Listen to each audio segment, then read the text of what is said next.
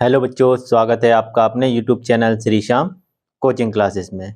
तो आज मैं आपके लिए बहुत ही इम्पोर्टेंट टॉपिक लेके आया हूँ, जिसमें सभी बच्चों के डाउट है कि क्लास 10th में स्टैंडर्ड मैथ लिया जाए या फिर बेसिक मैथ लिया जाए। तो हाल ही में आपके सेशन शुरू हुए हैं। अब आपको क्लास 10th के लिए फॉर्म भरना होगा एग्जामिनेशन के लिए। तो स्कूल वाले आपको ऑप्शन देंगे कि आपको बेसिक मैथ लेना है या स्टैंडर्ड।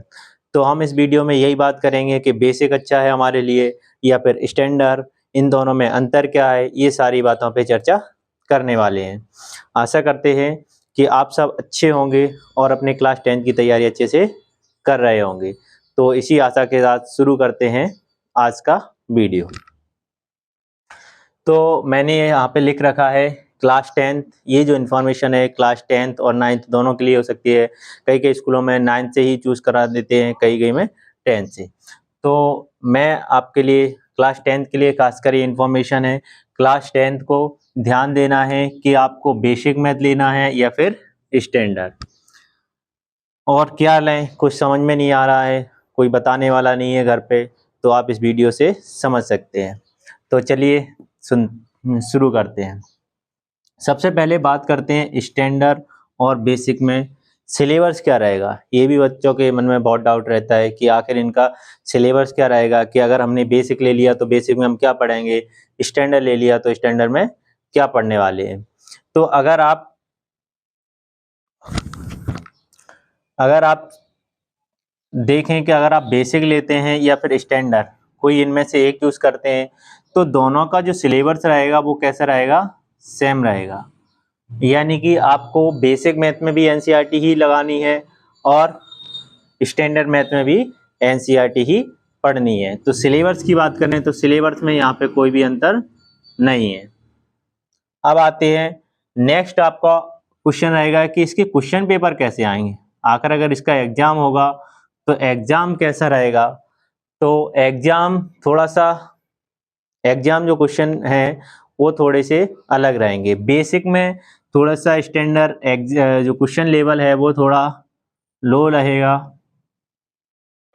क्वेश्चन लेवल, इसका जो क्वेश्चन लेवल है वो लो रहता है, जबकि स्टैंडर्ड का थोड़ा लो टू हाई, यानी कि आपको लो से लेकर हाई तक थोड़े कॉम्प्लिकेटेड क्वेश्चन भी मिल सकते हैं, थोड़े ज़्यादा नहीं। क्योंकि पहले क्या होता था, पहले ऐसा कोई ऑप्शन नहीं आता था 2020 से पहले। 2020 के बाद ही ये ऑप्शन शुरू हुआ है कि आपको बेसिक मैथ लेना है या फिर स्टैंडर्ड।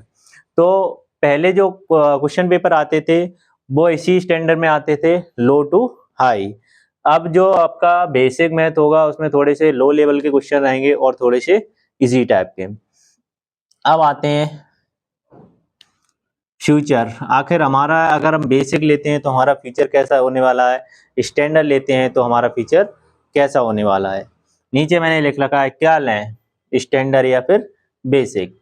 तो अगर आप मैं फ्यूचर की बात करूं, फ्यूचर में अगर आप बेसिक 10th क्लास में अगर बेसिक मैथ लेते हैं तो आपके पास बहुत सारे ऑप्शन बंद हो जाएंगे। क्योंकि अगर आप बेसिक मैथ लेंगे तो आप 11th और 12th में मैथ नहीं ले सकते हैं।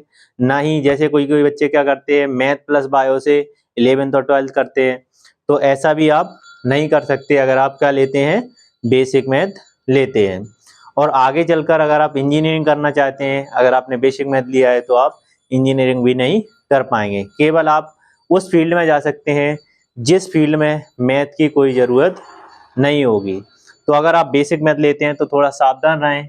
अगर आप तभी बेसिक मैथ लें जब आप इन जो मैंने आपको फील्ड बताए हैं उस फील्ड में नहीं जाना चाहते, इंजीनियरिंग नहीं करना चाहते, 11th-12th में मैथ नहीं लेना चाहते हैं, या फिर ऐसा कोई फील्ड जिसमें मैथ से संबंधित कोई भी ना हो, तो आप बेसिक मैथ ले सकते हैं। आप एग्रीकल्चर करना चाहते हैं, कॉमर्स से 11th-12th करेंगे तो आप क्या ले सकते हैं, बेसिक मैथ ले सकते हैं।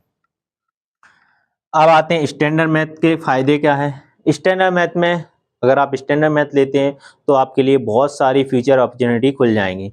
जैसे कि आप 11th और 12th में क्या ले सकते हैं, मैथ प्लस बायो से कर सकते हैं आप 11th-12th। तो इससे क्या होगा, आप मैथ का भी हो जाएगा और अगर बायो भी कर सकते हैं, ठीक है, बायो से भी ले सकते हैं। और आप इससे अगर आप स्टैंडर्ड मैथ लेते हैं तो आपको फ्यूचर में अगर इंजीनियरिंग करना चाहते हैं तो उसके लिए भी आपके लिए ये एक अपॉर्चुनिटी बन सकती है। तो आखिर लें क्या, स्टैंडर्ड या फिर बेसिक? तो मैंने आपको जानकारी दे दी है, अब आप अपने अकॉर्डिंग चूज कर सकते हैं कि आपको क्या लेना है। अगर आप कोई ऐसा फील्ड चुनना चाहते हैं जिनमें मैथ की कोई ज़रूरत ही ना हो तो आप बेसिक ले सकते हैं।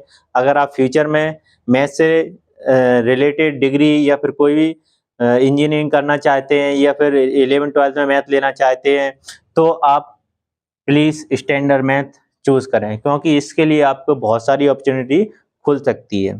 तो आई होप आपको स्टैंडर्ड और बेसिक मैथ में अच्छे से समझ में आ गया होगा। आ गया है तो प्लीज़ वीडियो को लाइक ज़रूर करें और चैनल पे अगर नए हैं तो चैनल को सब्सक्राइब कर लें और ये जानकारी अपने दोस्तों को ज़रूर शेयर करें, क्योंकि अभी बच्चे बहुत कन्फ्यूज़ हैं कि उनको स्टैंडर्ड मैथ लेना है या फिर बेसिक मैथ लेना है। तो ये वीडियो उन तक ज़रूर पहुँचाएँ जिससे उन्हें भी जानकारी मिल सके कि बेसिक और स्टैंडर्ड मैथ में क्या अंतर होता है।